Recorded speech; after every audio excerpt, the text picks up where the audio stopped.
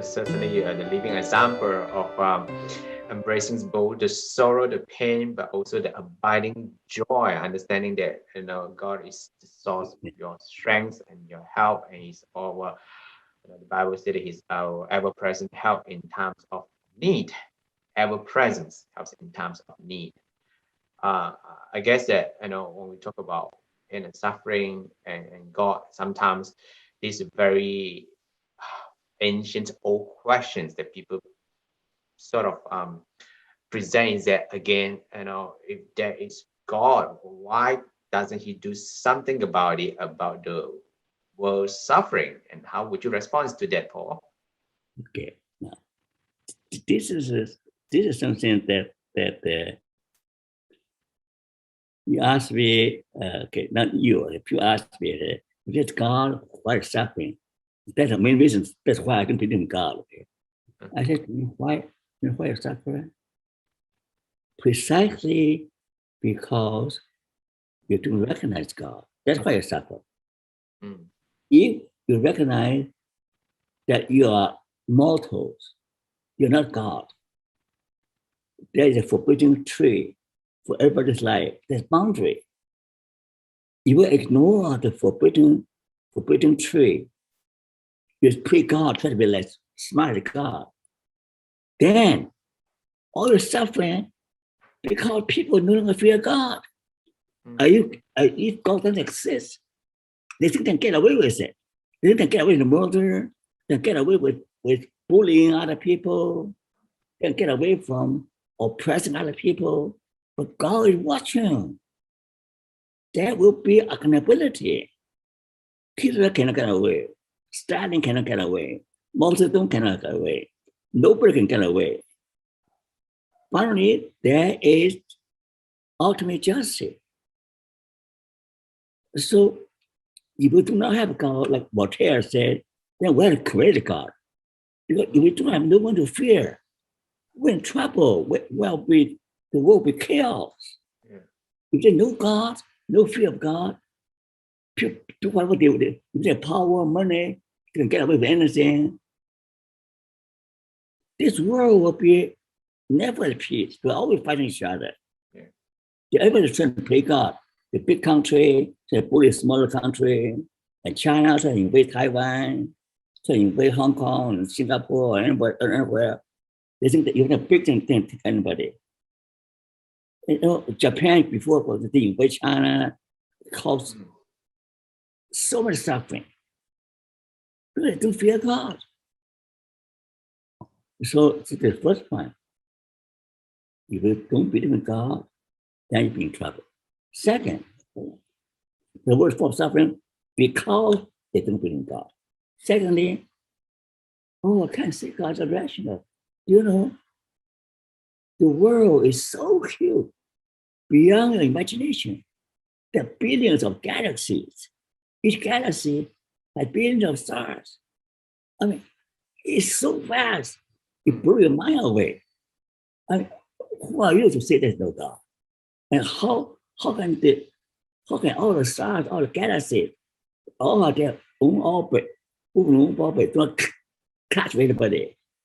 If the solar system, if sun came closer, would be all dead. So there had to be somebody. Einstein said there had to be God. There had to be God. Newton, Einstein, all the smartest scientists recognize that the universe is so huge, the cosmos is so huge, it's beyond human comprehension, beyond scientific investigation. We do not have the methodology, we do not have an instrument to measure the invisible. Yeah. The dark matter is invisible. Some reality, quantum physics will tell you what we see as real is not real. It's beyond observation. It's invisible. It's energy, the consciousness. So the idea that I only believe what I see, that's stupid. That's not rational. The fact is that there's so many things beyond our comprehension. Yeah. We don't have to So hopefully one day we can know more. But nobody can know the mystery of creation, the mystery of the universe. So the most rational thing to do is there had to be God with superior intelligence controls everything. You call that God or call that higher power. The third reason I believe in God is that you can't face all the problems in life without believing in something bigger than yourself. In China, we believe in ancestors and we worship Buddha. But Buddha claimed he's never a God, but still people pray Buddha and worship them. Down through history, all cultures believe in something. They believe in the sky, believe in fire, the fire god, the god of 老天爷, sky god, sky god. China always believe in divine, something divine, something secret and divine that call us to worship and to trust. It's part of DNA. To believe in God is part of DNA. It's universal, the belief. Without that belief, now you're so smart, so scientific, you pay for it. Okay? So when you suffer a problem that's beyond control, when you face death, that's beyond control, you can have emotional coping, try to supply emotion, try to think about that.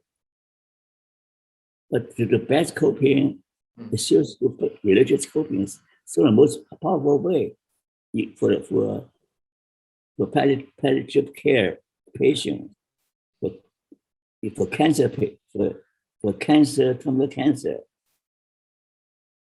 So the existential well-being is often connected with spiritual well-being. They're connected.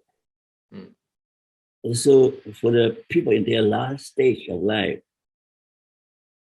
what brings them some comfort is this spiritual well-being and existential well-being, that there's still meaning even in their last stage. They can still find meaning and still find hope in their last stretch of life. So that it's very hard to go through life without believing in God. For your own mental health, you have to believe in something. As if God exists. You act as if God exists. That will help you to go through the horrors of life. That help you to maintain hope. What helped me to get through the worst part of my life is that God is watching me. God will get me through. God is with me. So it's a huge factor for our human survival. But the church, right now the world is in a mess. The world is in a mess because people no longer fear God. They think they have power to do anything. And children from rich and powerful parents, the more likely they become rotten children, rotten human beings, because they think that, you know what my father is so and so. They think that they're they're the second generation of rich people. Often they make a mess of their lives. And I think that it's so true that I would say that maybe a few decades ago, once again, as I mentioned earlier, that the psychological researchers are hesitant of mixing science and religion together, but we have ample and abundant research to show the powers or the benefits of spirituality or the belief in the supreme being or belief in God has so much benefits in terms of all areas of our well-being. And I think that what you have just shared, personally, professionally, once again, just reinforce this fact that, as I said, that if there's no fear of God, that's part of the origin of the sufferings. I think the Bible also talk about the fear of God is also the beginning of wisdom. Yeah. And when we talk about the fear of God, it's not like we come to God with we're scared, we tremble, but it's more this reverent respect for Him, acknowledging that He is the Creator, that He's wiser, bigger, stronger than me. Yeah. And He's righteous God. He's a righteous God. It Yes. doesn't tolerate nonsense. Don't tolerate nonsense. Yeah. It doesn't tolerate us to do whatever we want. Mm. They think they can do anything we want. They'll regret one day.